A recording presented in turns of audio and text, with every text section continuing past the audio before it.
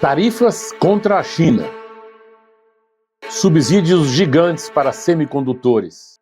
Disputa por energia, logística, tecnologia e pelo controle do sistema financeiro global. Se você acompanha a política americana, parece tudo muito moderno. Parece briga do século XXI, mas não é. A verdade é que os Estados Unidos ainda estão repetindo a mesma disputa iniciada há 150 anos, quando 4 homens criaram os 4 pilares que sustentam o país até hoje: logística, energia, indústria e finanças. Eles transformaram os Estados Unidos numa potência, mas também concentraram tanto poder que obrigaram o governo americano a criar leis, regras e instituições para conter os excessos. E é por isso que direita e esquerda continuam brigando pelos mesmos pilares. Só mudaram os nomes, as tecnologias e os protagonistas.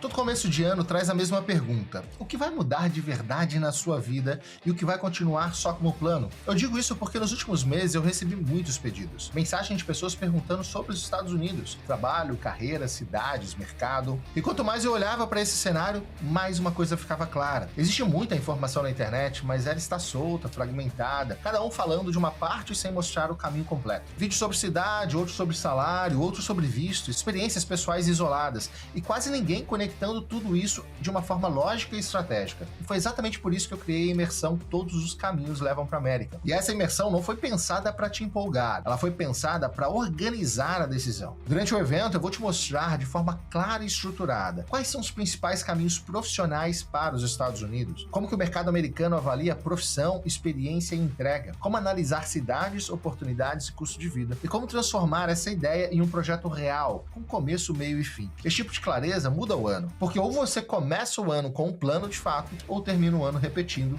as mesmas dúvidas. Essa é uma imersão de verdade, pensada para quem vai acompanhar o processo completo. Se este é o ano em que você quer parar de adiar e começar a estruturar algo maior, essa decisão começa agora. O link está aqui embaixo na descrição, ou no QR Code que está aparecendo aqui agora na tela. Te espero na imersão Todos os Caminhos Te Levam para a América. Esse é o Hub TNT. Eu sou Arsênio Pagliarini e hoje você vai conhecer a verdadeira história dos barões ladrões e como as decisões que eles tomaram há 150 anos moldam a nossa vida até hoje. 4 homens tão diferentes entre si: um barqueiro, um imigrante escocês, um jovem contador e um banqueiro. Acabaram definindo a estrutura econômica que o mundo usa até hoje. Nada do que eles construíram nasceu por acaso. Eles surgiram em um momento específico, em um país que crescia rápido demais e tinha poucas regras para acompanhar essa velocidade. O barqueiro Cornelius Vanderbilt organizou a logística continental. O contador John D. Rockefeller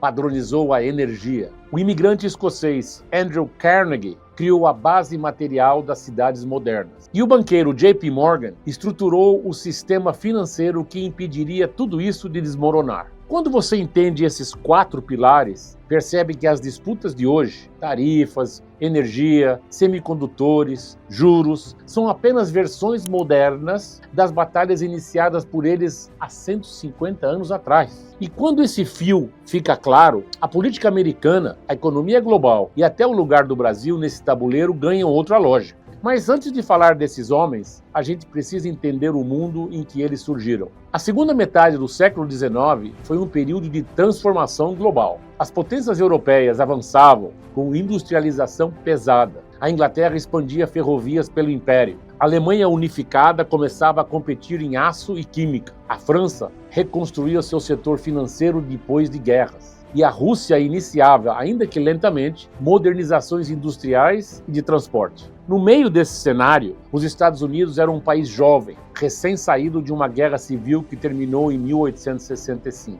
Politicamente reunificado, mas economicamente atrasado. A infraestrutura era frágil, o sistema bancário regional e instável. As ferrovias existiam, mas não conversavam entre si. Não havia uma estrutura nacional capaz de integrar mercados, coordenar produção ou dar estabilidade ao crescimento. E, ao mesmo tempo, a população explodia. As cidades se expandiam. Milhões de imigrantes chegavam todos os anos. trabalhadores, agricultores, artesãos, engenheiros, comerciantes. A demanda industrial crescia mais rápido do que a capacidade do governo de organizar o país. E, em paralelo, uma onda de inovações técnicas transformava o mundo. Eletricidade, motores mais potentes, altos fornos modernos, refinarias de petróleo, máquinas industriais, telégrafo, aço barato e ferrovias em expansão. Era um ambiente raro na história. Grande escala, recursos abundantes, mão de obra crescente e tudo ao mesmo tempo. E praticamente nenhuma regulação.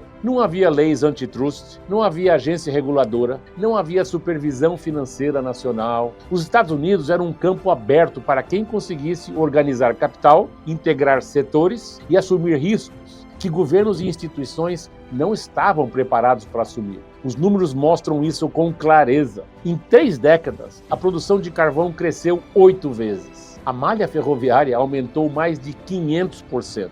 As cidades duplicaram de tamanho. O PIB per capita americano começou a se aproximar e depois superar o das economias europeias mais antigas. Não era um crescimento gradual, era ruptura. Foi nesse contexto que Mark Twain, observador atento da sociedade americana, chamou esse período de Gilded Age, a Era Dourada. O nome era perfeito.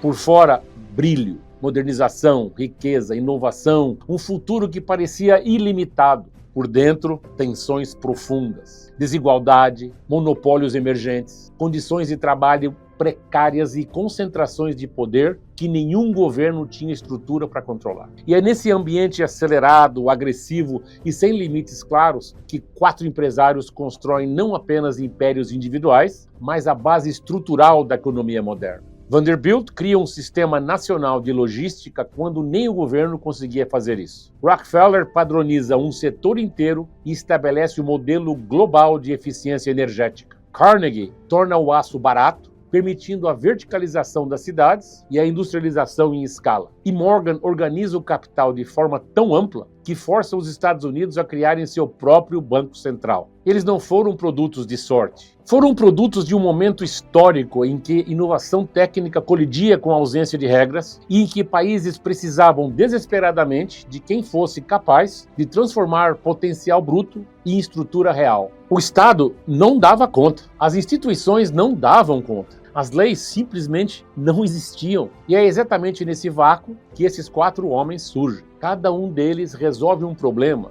que o governo ainda não conseguia resolver. E ao fazer isso, inauguram o início do mundo moderno. O primeiro desses 4 homens é Cornelius Vanderbilt. E ele aparece justamente onde estava o maior problema dos Estados Unidos do século XIX. O país não funcionava como país. Era um território que coexistia, mas não se integrava. O Nordeste industrial seguia seu próprio ritmo. O Sul tentava se reconstruir depois da Guerra Civil. O Meio-Oeste crescia como um celeiro agrícola. E o Oeste permanecia isolado, quase desconectado do restante do território. Vanderbilt, antes de ser magnata, era um operador prático, um empreendedor autodidata que começou conduzindo barcos entre Staten Island e Manhattan, em Nova York. Ali, ainda jovem, aprendeu a observar gargalos, cortar custos, acelerar operações e entrar em qualquer setor onde eficiência fosse diferencial. Ele dominou o transporte marítimo regional, depois o de longa distância. Mas o movimento que muda a história vem quando ele decide abandonar o império naval que ele construiu e apostar tudo nas ferrovias. O que o Vanderbilt fez foi enxergar que a infraestrutura ferroviária não precisava de mais trilhos, precisava de coordenação. Ele comprou linhas concorrentes, padronizou bitolas, unificou operações, simplificou rotas e criou um sistema contínuo capaz de ligar o Atlântico ao interior do país. Pela primeira vez, o transporte americano funcionava com lógica de rede. Esse movimento parecia local, mas teve impacto global. No mesmo período, países como Alemanha, Rússia e Canadá tentavam desenvolver suas próprias redes ferroviárias nacionais, mas nenhum deles conseguiu integrar rotas tão rapidamente quanto os Estados Unidos. E a razão era simples. Vanderbilt tratou as ferrovias não como trechos individuais, mas como uma infraestrutura estratégica. Foi o primeiro a pensar logística em escala continental. Quando ele morreu em 1877, as ferrovias que controlava movimentavam cerca de 1/3 de toda a carga do país. Esse número por si só explica o tamanho do impacto. Mas o que importa é a consequência. Sem essa integração, os Estados Unidos não teriam mercado interno, não teriam distribuição nacional, não teriam economia de escala e não teriam conseguido competir globalmente com as potências europeias no início do século XX. Vanderbilt não inventou o trem. Ele inventou o sistema logístico moderno dos Estados Unidos. Ele transformou um território fragmentado em um mercado unificado e preparou o terreno para tudo que viria depois, inclusive para os impérios que Rockefeller, Carnegie e Morgan construiriam em seguida. O mundo industrial moderno precisa de integração para existir. Nos Estados Unidos, essa integração começa aqui. Depois que Vanderbilt conectou o território americano, surgiu a necessidade de algo ainda mais fundamental: energia padronizada. É aqui que entra John D. Rockefeller. Rockefeller é um jovem contador de Cleveland, criado numa família sem fortuna e treinado desde cedo a enxergar desperdício onde ninguém mais via. Para entender o impacto dele, é preciso olhar o cenário global no final do século XIX. Na época, o mundo vivia uma corrida por energia. Londres iluminava ruas com gás de carvão, a Alemanha avançava em química industrial, a Rússia explorava petróleo no Cáucaso. O Oriente Médio ainda não era o centro energético do planeta. E os Estados Unidos estavam apenas começando a descobrir a escala de suas reservas. Rockefeller surge exatamente nesse momento, não como aventureiro, mas como organizador. Ele olha para a indústria nascente de petróleo e enxerga aquilo que quase ninguém via. O petróleo não seria valioso só como recurso, ele seria valioso como sistema. A maioria dos empresários corria para a extração. Rockefeller fez o oposto. Ele enxergou que o valor real estava no que acontecia depois, no refino e na distribuição. Em 1870, ele fundou a Standard Oil, uma empresa criada para controlar cada etapa desse processo, do refino ao transporte, da armazenagem à venda final. O que era um setor caótico virou um sistema integrado, eficiente e previsível. E a partir dali, Rockefeller aplicou uma lógica que nenhum país tinha visto antes. Ele padronizou processos, negociou custos centavo por centavo, eliminou desperdícios, criou rotas logísticas próprias e construiu oleodutos para não depender das ferrovias. Ele organizou um setor que até então era volátil, improvisado e caro. Em menos de 10 anos, controlava cerca de 90% do refino de petróleo dos Estados Unidos. E aqui está a conexão com o restante do mundo. Quando a Standard Oil começou a exportar querosene, os Estados Unidos passaram a iluminar cidades na Ásia, na Europa, na África e na América Latina. O petróleo americano virou padrão global antes mesmo do carro existir. A Europa tentou competir. Nenhum país conseguiu replicar o nível de integração e eficiência criado por Rockefeller. Mas eficiência sem limites cria um problema inevitável. A mesma capacidade organizacional que transformou o setor também concentrou poder em excesso. Descontos exclusivos, preços abaixo do custo, acordos secretos e pressões sobre concorrentes levaram à criação do Sherman Antitrust Act, a primeira lei federal do mundo moderno contra monopólios empresariais. Quando a Suprema Corte dissolveu a Standard Oil em 1911, a intenção era reduzir o poder de Rockefeller. O efeito foi o oposto. Ele ficou ainda mais rico. E as empresas resultantes, Exxon, Mobil, Chevron e outras, se tornaram base da indústria petrolífera do século XX. O ponto que importa aqui é simples. Rockefeller não criou só uma empresa. Ele criou o primeiro modelo global de padronização energética. Ele mostrou como integrar extração, refino, transporte e distribuição num único sistema. Essa lógica seria copiada décadas depois no Oriente Médio, na Rússia, na Venezuela, na Europa e na Ásia. E permanece até hoje como o fundamento da cadeia energética mundial. Ele não inventou o petróleo, ele inventou a forma como o mundo moderno usa energia. Se Vanderbilt criou a integração física dos Estados Unidos e Rockefeller criou a padronização energética, Andrew Carnegie criou algo ainda mais profundo, a base material do mundo moderno. Carnegie era um imigrante escocês que chegou aos Estados Unidos aos 12 anos, sem dinheiro, trabalhando numa fábrica de algodão por pouco mais de $1 por semana. Mas tinha uma percepção rara para alguém tão jovem. Entendia que conhecimento era a única forma de romper limites. Estudava em bibliotecas públicas, aprendia telégrafo, observava operações industriais e, aos poucos, entrou em um ambiente que conectava ferrovias, transporte e indústria pesada. A virada acontece quando ele identifica algo que quase ninguém enxergava no século XIX. O aço não seria apenas mais um produto, seria a espinha dorsal da urbanização global. Ferrovias precisavam de trilhos resistentes. Cidades precisavam de estruturas capazes de sustentar vários andares. Pontes precisavam vencer vãos maiores. Navios precisavam ser mais leves e duráveis. O aço era a chave, mas só se fosse barato. E aí entra o diferencial de Carnegie. Ele não foi só um produtor de aço. Ele construiu o primeiro sistema industrial totalmente integrado da história moderna. Controlava minas de ferro, coquerias de carvão, transporte fluvial nos grandes lagos, fábricas siderúrgicas e linhas ferroviárias de distribuição. Nada dependia de terceiros. Cada etapa reduzia custo, aumentava eficiência e ampliava a escala. Era a lógica que países como Alemanha, Japão e Rússia só desenvolveriam décadas depois. O impacto disso foi imediato. Em 1900, a Carnegie Steel produzia mais aço que toda a Grã-Bretanha, o berço da Revolução Industrial. O mundo, naquele momento,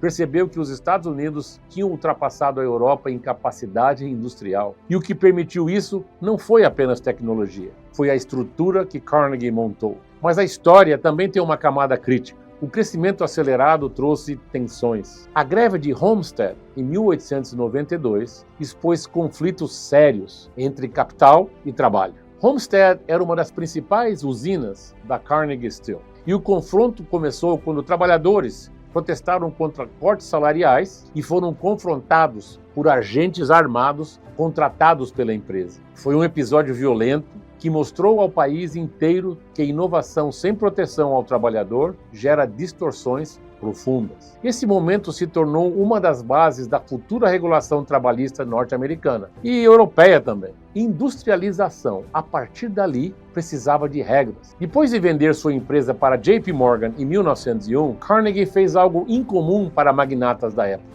Direcionou quase toda a fortuna para a filantropia. Criou universidades, institutos de ciência e mais de 2.500 bibliotecas públicas, muitas ainda em funcionamento hoje. Essa rede se espalhou para o Reino Unido, Canadá e outros países, influenciando políticas de acesso ao conhecimento no mundo inteiro. E esse é o ponto central. Carnegie não transformou só os Estados Unidos, transformou a ideia de cidade moderna. Ele transformou a arquitetura urbana, transformou o acesso público ao conhecimento, transformou a própria noção de infraestrutura nacional. A verticalização de Nova York, Chicago, Hong Kong, Tóquio, Dubai e São Paulo só existe porque o aço barato redefiniu o que o mundo poderia construir. Carnegie não ergueu prédios, ele criou o material que permitiu que o planeta inteiro erguesse cidades. Depois de Vanderbilt integrar o território, Rockefeller padronizar a energia e Carnegie transformar a arquitetura do mundo, ainda faltava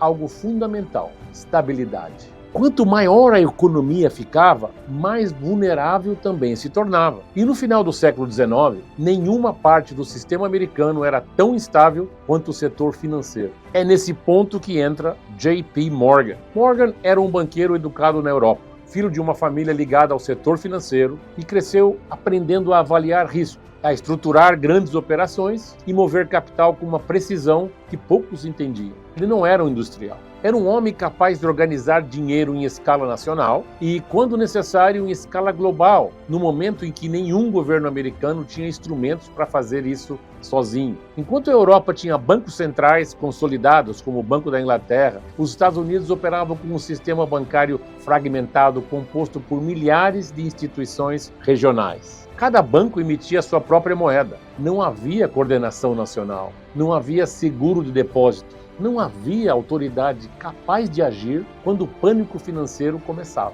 Era um sistema vulnerável num país que crescia rápido demais. O impacto de Morgan ficou evidente em dois momentos. Em 1895, as reservas de ouro dos Estados Unidos estavam prestes a colapsar. O governo não tinha mecanismo para agir. Morgan reuniu investidores, formou um consórcio privado e literalmente emprestou dinheiro ao governo federal, estabilizando o país com uma operação que nenhum órgão público tinha capacidade de executar. 12 anos depois, em 1907, o sistema financeiro americano enfrentou a pior crise da sua história até então. Bancos quebravam em cadeia, bolsas caíam, empresas interrompiam operações e, novamente, não havia banco central para agir. Quem intervém é Morgan. Ele reúne presidentes de bancos, obriga concorrentes a se ajudarem, direciona recursos para instituições estratégicas e impede que a crise derrube toda a economia. Esses episódios revelam algo que o governo americano já não podia ignorar. O sistema era grande demais para depender de indivíduos, mesmo indivíduos com a capacidade de Morgan.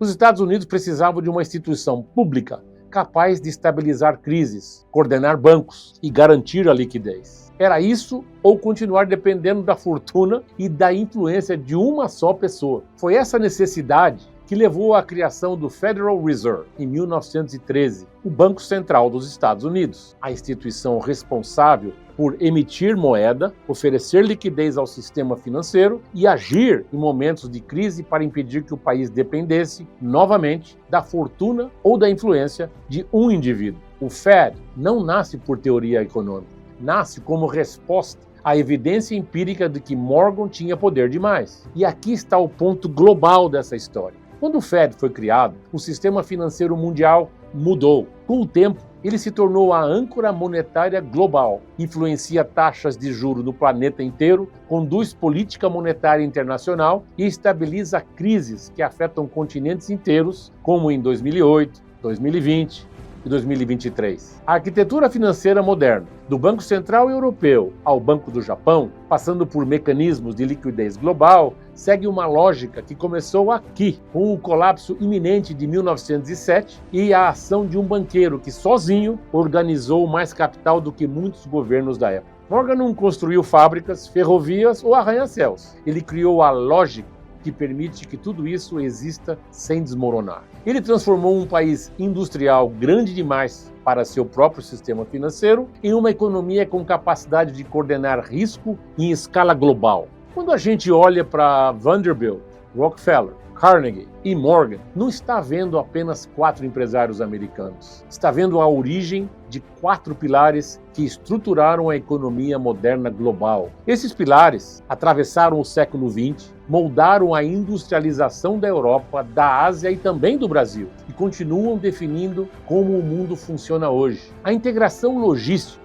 criada por Vanderbilt, se tornou referência para economias inteiras. A Europa reorganizou ferrovias com base nessa lógica. O Japão usou o mesmo princípio para construir o Shinkansen. A China replicou essa estrutura para criar os maiores corredores logísticos do século XXI. Até o Brasil, sempre atrasado nesse debate, segue discutindo integração ferroviária entre o Centro-Oeste e o litoral, usando premissas que Vanderbilt introduziu há mais de um século. Rockefeller fez com o petróleo o que ninguém tinha feito antes. Organizou a energia como sistema. O modelo dele foi copiado por países do Oriente Médio, pela Rússia, pela Noruega, pela Venezuela e décadas depois inspirou até a criação de empresas nacionais integradas, como a Petrobras. A matriz energética do planeta, de refinarias a oleodutos, nasce diretamente do paradigma que ele criou. Carnegie fez o mesmo com o aço. Depois que provou que era possível produzir aço barato em escala, o mundo inteiro adotou a tecnologia. A industrialização europeia, a construção de arranha-céus na Ásia e a urbanização acelerada de países como o Brasil seguem a lógica que Carnegie estabeleceu.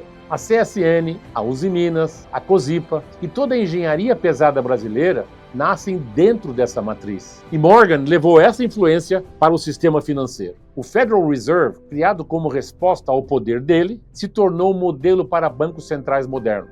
Alemanha, Japão, Reino Unido, União Europeia, Brasil, todos adotaram versões desse mesmo arcabouço. Controle de juros, metas de inflação, provisão de liquidez e atuação anticrise. É a mesma arquitetura, apenas adaptada às realidades locais. Quando você entende os 4 pilares criados na Gilded Age, logística integrada, energia padronizada, Aço como base da infraestrutura e coordenação financeira, entende também por que a política americana de hoje gira exatamente em torno dessas mesmas disputas. Nada do que acontece agora é realmente novo. É apenas a versão contemporânea de conflitos que começaram no final do século XIX. Nos Estados Unidos de 2025 e 2026, quase toda decisão estratégica do governo, seja em comércio, energia, tecnologia ou regulação, está ligada a proteger ou reforçar um desses pilares. A política tarifária atual, por exemplo, segue a lógica que Vanderbilt inaugurou. O objetivo das novas tarifas sobre China, Europa, em alguns casos o Brasil, não é apenas taxar produtos, é reforçar a integração produtiva dentro do território americano e garantir que setores estratégicos permaneçam fisicamente dentro do país. É a mesma lógica das ferrovias. Controle de infraestrutura para proteger o sistema como um todo. A política energética, por sua vez, continua sendo uma versão moderna do que Rockefeller fez. Quando os Estados Unidos subsidiam produção doméstica de petróleo, quando tentam ampliar reservas estratégicas, quando discutem transição energética acelerada ou quando pressionam a OPEP, a Organização dos Países Exportadores de Petróleo, e países aliados, eles estão repetindo a mesma pergunta essencial que Rockefeller respondia. Como garantir estabilidade energética em escala nacional e global? A diferença é que hoje o petróleo divide espaço com gás natural, lítio, energia renovável e semicondutores, mas a lógica é idêntica. A política industrial americana, impulsionada por leis como a CHIPS Act, que fortalece a indústria de semicondutores, e a Lei de Redução de Inflação nos Estados Unidos, que estimula o investimento privado em energia limpa, é a herdeira direta da revolução que Carnegie provocou. Washington entendeu que o século XXI exige uma nova estrutura, tão importante quanto o aço do século XIX. Chips, baterias, cabos de transmissão, redes elétricas, centros de dados e supercomputadores. A nova indústria pesada é digital e energética. E assim como aconteceu com o aço, quem dominar essa produção domina o século. No setor financeiro, a lógica de Morgan continua viva. O Federal Reserve segue sendo o centro da economia global. Decisões de juros nos Estados Unidos provocam movimentos imediatos no Brasil, no Japão, na Europa e na China. Políticas de liquidez do Fed hoje têm o mesmo papel que Morgan tinha em 1907, evitar colapsos sistêmicos. E quando o governo americano discute limites para as Big Techs, fusões corporativas, concentração bancária ou regulação sobre empresas gigantes, está reafirmando o mesmo princípio que deu origem ao Federal Reserve, evitar que o poder privado supere a capacidade do governo. O mais interessante é que esses movimentos não são isolados. Eles compõem uma disputa global pela liderança econômica. China, União Europeia, Índia, Japão e países emergentes estão, de um jeito ou de outro, tentando construir suas próprias versões desses 4 pilares e, inevitavelmente, esbarram nos Estados Unidos. O século XXI é uma extensão direta da Gilded Age. As batalhas mudaram de forma, mas não mudaram de essência. É por isso que debates atuais sobre tarifas, energia, tecnologia, big techs, redes críticas, semicondutores, veículos elétricos, infraestrutura verde, meta de juros e independência do Banco Central não são aleatórios. São partes de uma disputa que começou com Vanderbilt, Rockefeller, Carnegie e Morgan e que hoje envolve países inteiros tentando controlar logística, energia, indústria e finanças em escala global. Sendo assim, quando a gente olha para a trajetória de Vanderbilt, Rockefeller, Carnegie e Morgan, não está olhando apenas para 4 biografias de sucesso. Está olhando para o momento exato em que o mundo moderno começou a tomar forma. Cada um deles resolveu um problema que governos ainda não tinham capacidade de resolver. E ao resolver esses problemas, também criaram desafios que obrigaram países inteiros a evoluir institucionalmente. Por isso, estudar a Gilded Age não é olhar para o passado. É olhar para as origens do presente, é entender por que o mundo funciona como funciona, é entender as bases de uma economia que continua repetindo, em ciclos diferentes, a mesma dinâmica. Inovação rápida, crescimento acelerado, concentração de poder e depois criação de limites. E se esse vídeo ajudou a você a enxergar essa estrutura com mais clareza, o que moldou os Estados Unidos e o que moldou a própria ordem econômica no século XXI, continue acompanhando o Hub TNT. Aqui a gente não fala apenas de história, a gente explica como o sistema funciona. Até o próximo vídeo.